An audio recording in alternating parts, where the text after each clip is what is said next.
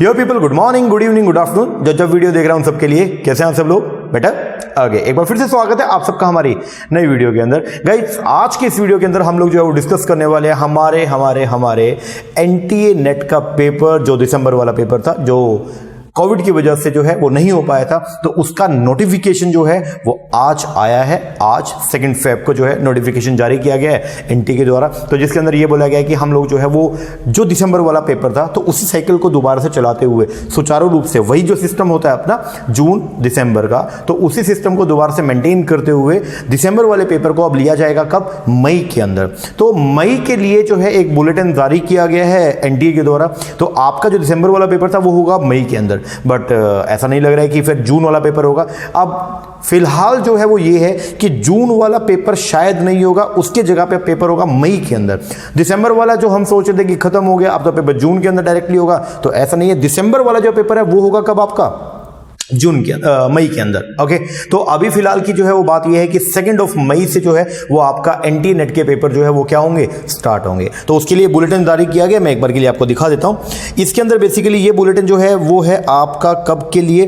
दिसंबर 2020 cycle के लिए। Okay, और इंफॉर्मेशन बुलेटिन के अंदर पहले तो विजन, मिशन ये सब बता रखे, देन इसके बाद में ये देखेगा यहां से ये स्टार्ट होता है online registration submission of application form जो है वो ये ugc.nta.nic.in ये साइट है, ऑफिशियल साइट है। इसके ऊपर जो है वो आप ऑनलाइन रजिस्ट्रेशन करवा सकते हैं। डेट जो है वो दिया गया इन्होंने 2 फेब 2021 से लेकर के 2 मार्च 2021। लास्ट डेट जो है सक्सेसफुल ट्रांजेक्शन करने का एग्जामिनेशन फीस का वो है आपका 3 मार्च टिल 11:50। तो थोड़ा ध्यान रखिएगा। तो लगभग यार लास्ट डेट तक का क्यों वेट करें? अगर पेपर तो देना ही है तो उसके लिए पहले जितना जल्दी हो सके अर्ली रजिस्ट्रेशन आप करवा लीजिएगा। ओके, इसके बाद फीस पेपर बता रखा है कि जो अनरिजर्व जनरल कैटेगरी है तो उनके लिए 1000 है, ईडब्ल्यूएस वालों के लिए 500 रुपीज़ है, और ओबीसी वालों के लिए, एंड जो एससी एसटी और पीडब्ल्यूडी कैटेगरी से या थर्ड जेंडर जो है तो उनके लिए 250 फीस जो है वो करी गई है। करेक्शन के लिए जो डेट आएगा वो है 5 मार्च से 9 मार्च। मैं आपको फिर भी ये बोलना चाहूँगा कि करेक्शन की ज़रूरत ही ना पड़े, तो जब आप अपना एग्जामिनेशन फॉर्म को फिल करेंगे तो बड़े ही ध्यान से सारे इन्फॉर्मेशन को फिलअप कीजिएगा। ओके, फिर भी अगर मान लीजिए बाई मिस्टेक अगर कुछ हो जाता है तो उसके लिए आपको डेट मिलेगा। तो 5 मार्च से 9 मार्च तक के लिए आप जो है कोई भी जो भी आपके एग्जामिनेशन फॉर्म के अंदर कोई भी मिस्टेक हुई है तो उसको आप करेक्ट कर सकते हैं। इसके बाद में डाउनलोड द एडमिट कार्ड आप कब डाउनलोड कर सकते हैं? तो उसके लिए जो है वो एक नई नोटिफिकेशन आएगा, अभी यहां पे नहीं बताया गया है, लिखा हुआ to be announce soon, announce letter on the website के ऊपर जो है वो बता दिया जाएगा। ओके, डेट ऑफ एग्जामिनेशन क्या है? तो डेट ऑफ एग्जामिनेशन जो है वो ये स्टार्ट किया गया है। अलग अलग एग्जाम जो है वो होंगे आपके 2 को, 3 को, 4, 5, 6, 7, 10, 11, 12, 14 और 17 मई। बेसिकली जो है वो क्या 2 से लेकर 17 मई तक अब वो देखना पड़ेगा कि आपका पेपर जो है वो किस डेट को बैठता है। ओके, वही सिस्टम वही है। 180 मिनट का जो है वो पेपर आपको देखने को मिलेगा। तो ड्यूरेशन जो है वो क्या 180 मिनट का, 3 घंटे का पेपर 1 और पेपर 2, बीच में कोई भी ब्रेक नहीं होगा। शिफ्ट जो है वो क्या रहने वाला है? मॉर्निंग शिफ्ट जो है वो फर्स्ट शिफ्ट मतलब मॉर्निंग शिफ्ट जो है वो 9 बजे से लेकर और 12 बजे तक का, और जो इवनिंग शिफ्ट है वो 3 बजे से लेकर 6 बजे तक का। ये सब दे रखा है। तो आपका एग्जाम सेंटर क्या होगा, आपका डेट और आपकी शिफ्ट, ये सब जो है वो बताया जाएगा आपके एडमिट कार्ड के अंदर। तो ये सब डिटेल जो है वो साइट के ऊपर दिया हुआ है। तो साइट का जो लिंक है वो यहाँ पे दे रखा है, आप यहाँ पे जाके जो है वो देख सकते हैं। ओके, हाँ जी। अब क्वेश्चन ये है कि सर पेपर तो आ गया, हम लोग तो इसके लिए प्रिपेयर नहीं थे अभी, हम लोग तो सोच के बैठे थे कि जून के अंदर पेपर होगा, बट ये तो पेपर आ गया सर मई में, और मई के भी स्टार्टिंग के अंदर ही पेपर आ गया। क्योंकि अगर किसी का 17 को पेपर है तो एक अलग बात है, लेकिन आप तो यही लगा के चलिए कि आपका पेपर 2 मई को ही होगा, तो आपके पास में टाइम कितना पेंडिंग है? सर प्रिपरेशन कैसे होगा? सर बोधरेशन इतना हो गया, सर सिलेबस पहले करें या रिवीजन करें या प्रैक्टिस करें? हम तो बहुत ज़्यादा कंफ्यूज हो गए हैं। सर करें क्या ये स्किप कर दें? क्या ये पेपर हम स्किप कर दें? देखो भाई, स्किप तो करना नहीं है, तो सर करें क्या? How we prepare? आप ये तो बताइए एक बार कि प्रिपेयर कैसे करें। तो उसके लिए मैंने एक जो है वो थोड़ा सिस्टम जो है बनाया, उसके हिसाब से कुछ आपको आइडिया मिलेगा कि आपको प्रिपरेशन कैसे करनी है। बहुत ही यूजफुल टिप्स जो है वो मैंने इसमें यहाँ पे लिखी है, एक बार के लिए देखते हैं। पहले तो अगर मैं बात करता हूं कि आपके पास जो है वो टाइम कितना पेंडिंग है, तो देखिए अगर हम बात करते हैं आज का दिन तो गया, मतलब 2 फरवरी तो गई, तो 3 से लेके 28 फरवरी के अंदर 28 डेज है, तो लगभग 26 दिन आपके पास फैब के पेंडिंग बचे हुए हैं। मार्च की अगर मैं बात करता हूं तो 1 से लेके 31 मार्च 31 डेज 31 डेज जो है वो आपके पास में मार्च का और अप्रैल के जो है 30 डेज, टोटल मिला के ओवरऑल 87 डेज आपके पास में है। वैसे तो एक दिन मई का भी है, लेकिन मैं उसको काउंट नहीं करूंगा क्योंकि वो दिन तो अगर किसी का सेंटर दूर आता है तो एक आध दिन ट्रेवलिंग के लिए लग जाता है। तो बेसिकली अगर हम बात करते हैं कि आपके पास में 87 डेज है तैयारी करने के कल से, तो अगर कोई फ्रेश बच्चा भी, पहली बात तो ये कि क्या सर 87 दिन में 87 डेज के अंदर प्रिपरेशन हो सकती है? यस, एब्सोल्युटली 87 डेज के अंदर जो है प्रिपरेशन हो सकती है। आप ये देखिएगा, मैं आपको बोल रहा हूं कि अगर कोई बच्चा बिल्कुल फ्रेशर है उसके लिए भी 87 डेज मोर देन एनफ है।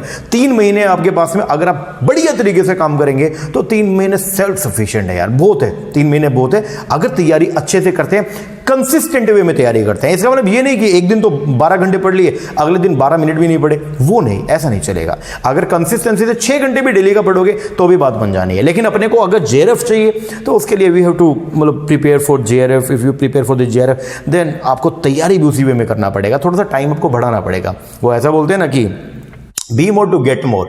नेट चाहिए, जेआरएफ चाहिए, ज्यादा चाहिए, जेआरएफ चाहिए, देन उसके लिए प्रिपरेशन भी फिर थोड़ा सा अच्छे वाला करना पड़ेगा। नेट चाहिए तो थोड़ा प्रिपरेशन अगर उसके अंदर थोड़ी कमी रहेगी तो भी कोई इश्यू नहीं है। लेकिन मैं आपको ये बोलूंगा कि नेट्स का कोई बेनिफिट नहीं है। अगर आपको लेना है तो आप जेआरएफ लीजिएगा, क्योंकि उससे कम से कम अगर आप कल को पीएचडी करेंगे तो आपको गवर्नमेंट से जो है वो 30-35 हज़ार रुपये जो है वो मिलेगा स्टाइपेंड के तौर पर पर मंथ के लिए, तो आप अपना खर्चा ईजिली निकाल सकते हैं। ओके, हाँ जी। तो आपके पास में अभी टोटल 87 डेज है, 87 दिन आप तैयारी अगर करते हैं प्रॉपर वे में तो आपका पेपर आराम से निकल जाएगा।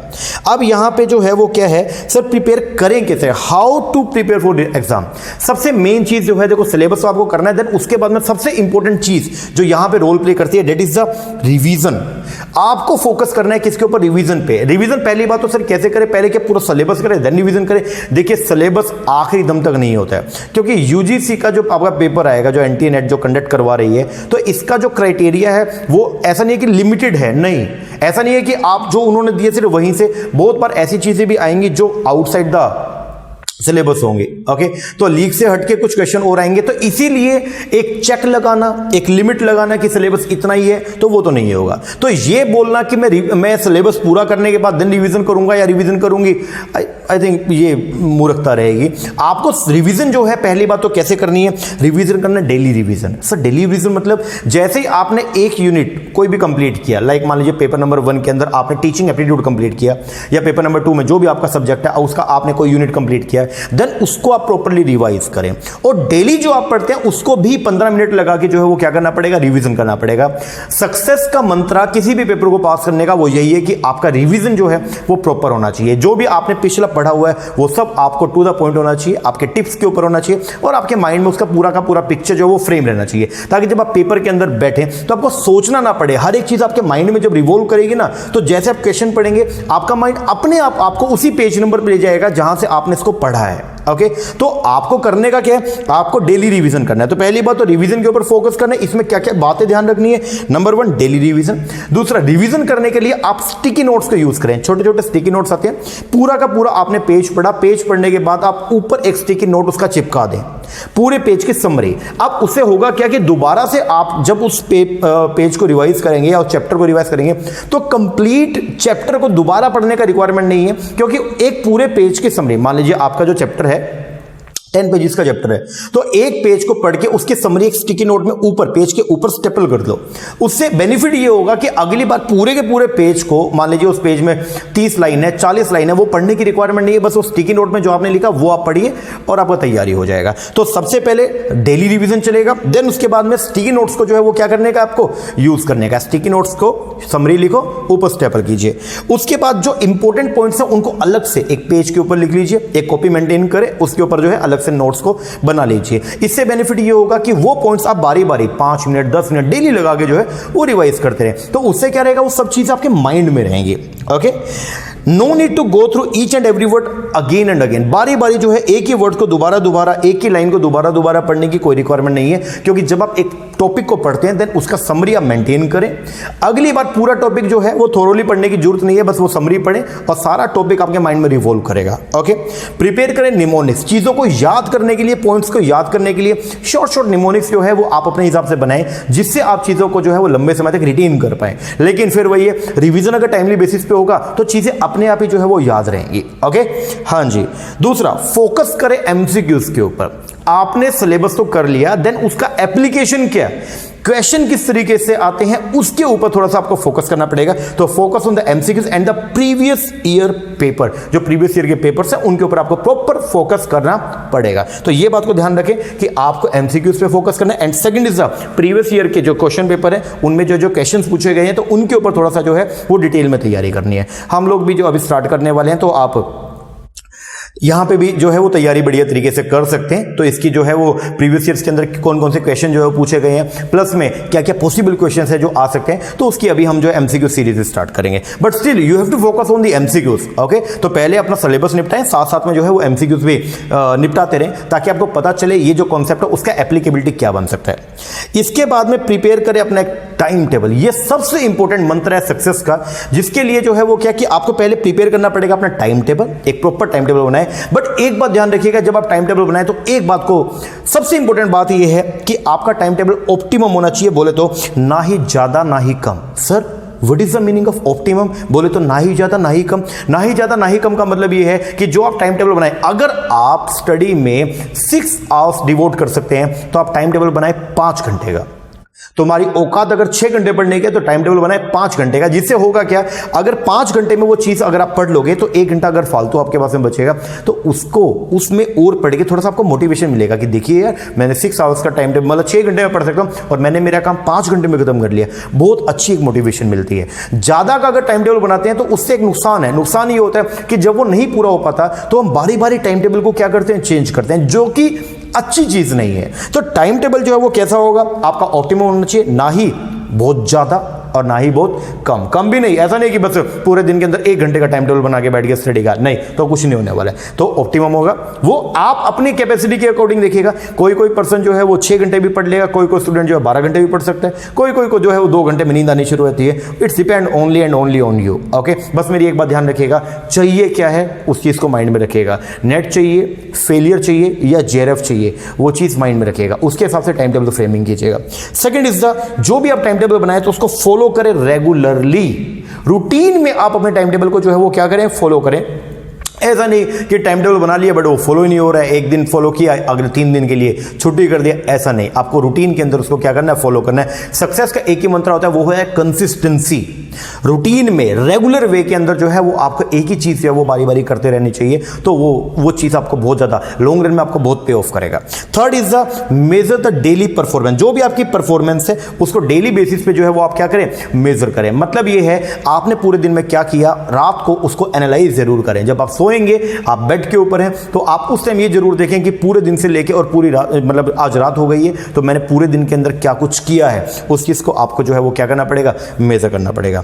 आगे सबसे इंपॉर्टेंट थिंग जो मुझे लगता है कि लाइफ में जरूरी है, ऐसे नहीं कि एग्जाम के लिए, आगे भी पूरी लाइफ ताउम्र के लिए जरूरी है, that is the give time to yourself. आपको अपने आप को टाइम देना चाहिए। बोले तो अपने माइंड को भी टाइम देना चाहिए और अपनी बॉडी को भी टाइम देना चाहिए। तो बॉडी के लिए तो बेसिकली जो है वो क्या, सबसे पहले 1 घंटा एक्सरसाइज आपको डेली करना चाहिए। एज माई ओपिनियन आपको जरूर जाना चाहिए, क्योंकि जब आप एक्सरसाइज करते हैं तो आप थोड़े फ्रेश फील करते हैं। और सेकंड चीज, माइंड के लिए कम से कम पूरे दिन में 15 से 30 मिनट मेरे हिसाब से रात को निकालना चाहिए। 15 से 30 मिनट जो है, मतलब आधे घंटे तक जो है या 15 मिनट जो वो आपके टाइम के अकॉर्डिंग है, तो आपको अलग बैठना चाहिए, बिल्कुल एकांत में अकेले, और एनालाइज करें अपने आप को कि आप क्या चाहते हैं लाइफ के अंदर, वो चीज़ को थोड़ा एनालाइज करना चाहिए। तो अगर आप ऐसे करते हैं तो देखो ये बहुत चीज़ें, ये बहुत बेनिफिट आपको जरूर करेगा। तो क्योंकि मैं इसको फील करता हूँ, मैं रूटीन में ये चीज़ करता हूँ, तो मेरे को बड़ा बेनिफिट मिलता है। तो मैं आपको भी ये कहूँगा कि प्लीज़ 1 घंटा अगर एक्सरसाइज नहीं कर सकते तो आधा घंटा जरूर निकालें।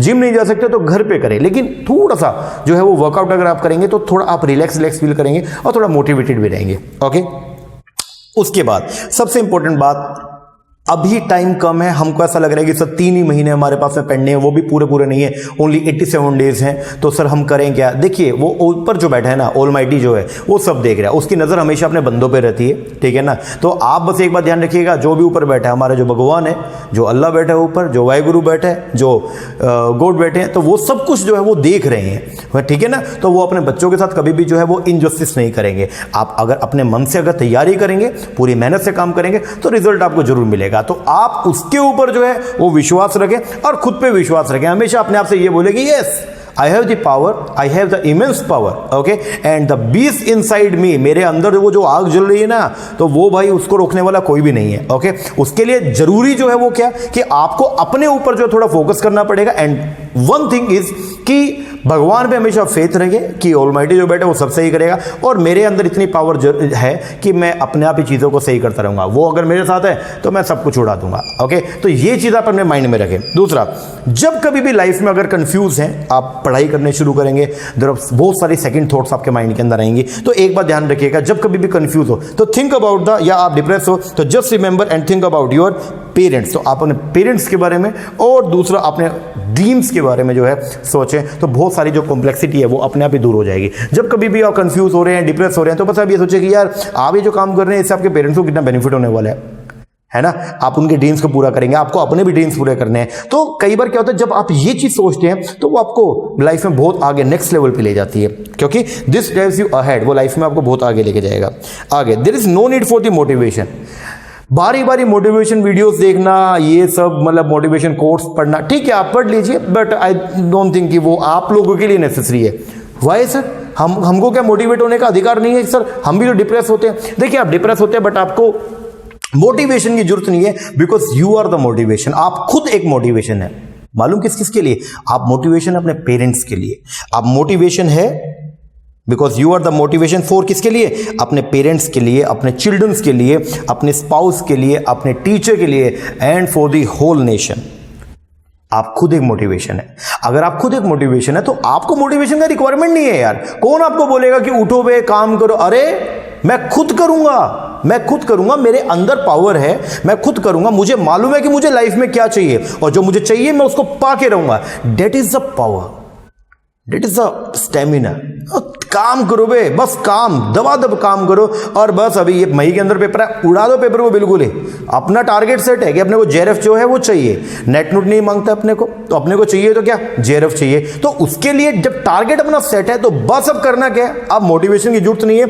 ये मेरा टारगेट ही मोटिवेशन है। बारी बारी ये चीज बस मेरे को खा रही है कि मुझे कुछ भी करके जो है वो क्या करना है, जेआरएफ करना है। तो वो जो जेआरएफ है, मुझे जो चाहिए, मेरा जो गोल है, वही मेरी मोटिवेशन। तो मुझे इसके अलावा जो है वो एक्स्ट्रा मोटिवेशन का कोई भी रिक्वायरमेंट नहीं है। बाकी हाँ, बूस्टअप की रिक्वायरमेंट होती है, वो हम आपको करते रहेंगे। बाकी मैं टेलीग्राम के ऊपर भी बहुत सारी ऑडियो लेक्चर डालते रहता हूँ, तो वो आपको बूस्टअप जो है वो मिलता रहेगा। ठीक है, कल से तैयारी पे लग जाना। दूसरा सबसे इंपॉर्टेंट बात, आप सबके अंदर एक पावर है जो कहीं ना कहीं छुपी हुई है, बट वो निकली नहीं है। तो अब वक्त आ गया अपने अंदर छुपी हुई पावर को क्या करने का, बाहर निकालने का। तो मैं आप हमेशा मैं यही बात बोलता हूं कि bring out the beast inside you. जो बीस्ट आपके अंदर का जो छुपा हुआ है ना, जो पावर, इमेंस पावर जो आपके अंदर है, अब वक्त आ गया उसको क्या करने का, बाहर निकालने का और उसका यूटिलाइजेशन करने का। तो just remember, the beast inside you is sleeping not dead. तो वो मरा नहीं है, वो अभी सो रहा है। जब आप अपने उस पावर को क्या करेंगे, बाहर लेके आएंगे, अरे तुम छक्के छुड़ा दोगे, ये एनटीए वालोगे। तो अपने को जेआरएफ चाहिए।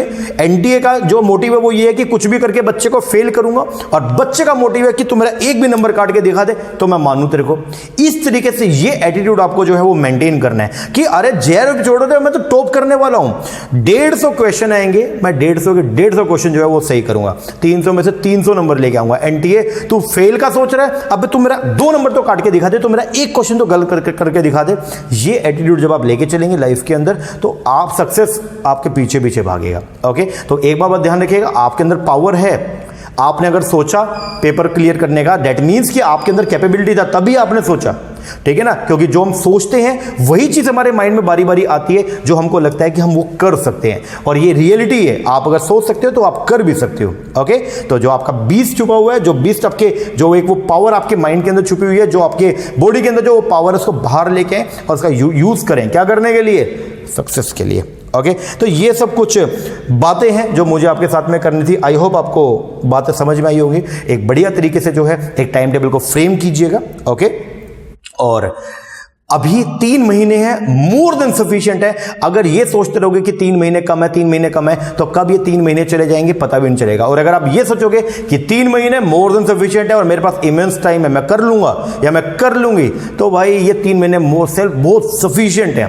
मैं आपको बताता हूं कि आप अगर इस तरीके से काम करेंगे, अब 3 महीने छोड़ो, 1.5 महीने में तुम्हारा सारा सिलेबस जो है विद रिविजन हो जाएगा। उसके बाद तो तुम खाली बैठोगे, तुमको ये होगा अबे पेपर जल्दी ले लो रे, क्यों मेरे को वेट करवा रहे हो, ऐसा एक्चुअल के अंदर। लेकिन उसके लिए जरूरी जो है वो क्या है, जरूरी ये है कि आपको तरीके से जो है वो अभी से क्या करनी है, तैयारी करनी है। अगर बढ़िया तरीके से अभी से तैयारी करना शुरू करोगे तो भाई बहुत बढ़िया तरीके से जो है वो आपका पेपर भी होगा और आपको रिजल्ट भी मिलेगा। ओके, और कभी भी ये मत सोचिए कि आप अकेले हैं या कुछ है, पूरा ब्रह्मांड आपके साथ में है, ऑलमाइटी आपके साथ में, उससे बड़ा कुछ भी नहीं है। और सबसे मेन बात, आपके पेरेंट्स का सपोर्ट और आपके पेरेंट्स की जो उम्मीदें हैं वो तुम्हारे साथ में है। जब पेरेंट्स की उम्मीदें और पेरेंट्स का सपोर्ट और पेरेंट्स का आशीर्वाद जब हमारे साथ में होता है ना, तो भाई हमको फिर हराने वाला कोई भी नहीं होता। ओके, हाँ जी, तो अपने ऊपर डाउट मत कीजिए, तैयारी पे लग जाए, अभी से जो है वो शुरुआत कीजिए। ये नहीं कि मैं कल से या मैं परसों से या तरसों से, आज ही टाइम टेबल बनाए ताकि कल से उसको आप शुरुआत भी कर दो।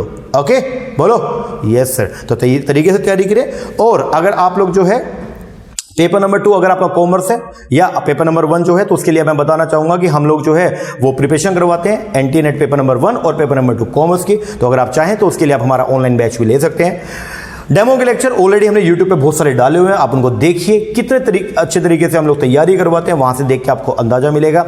हमारा जो ऑनलाइन बैच होता है उसके अंदर हम प्रोवाइड करवाते हैं सारे के सारे वीडियो लेक्चर, प्लस में सारा स्टडी मटेरियल, हार्ड कॉपी में कलर्ड बुक्स हैं वो आपके होम एड्रेस पे आएंगे। प्लस में आपको जो है वो मिलेगा रिवीजन करने के लिए रिवीजन की वीडियोस, और साथ में मिलेगा प्रैक्टिस के लिए प्रैक्टिस के एमसीक्यूज। तो अगर आप इंटरेस्टेड हैं, नीचे हमने नंबर दिया हुआ है, इसके ऊपर आप कॉल करके या व्हाट्सएप करके इंक्वायरी कर सकते हैं। ओके, हाँ जी, बस एक बात ध्यान रखिएगा, बेस्ट डिजर्व्स द बेस्ट, ठीक है ना।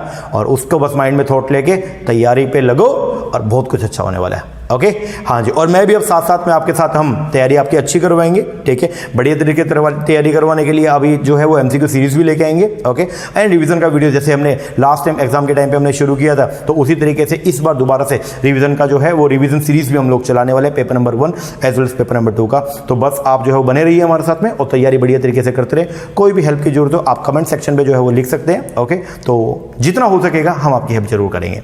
ओके, हाँ जी, चलो तो बनाइए अपना टाइम टेबल, मिलते हैं कल एक नई वीडियो के साथ में, तब तक के लिए थैंक यू वेरी मच।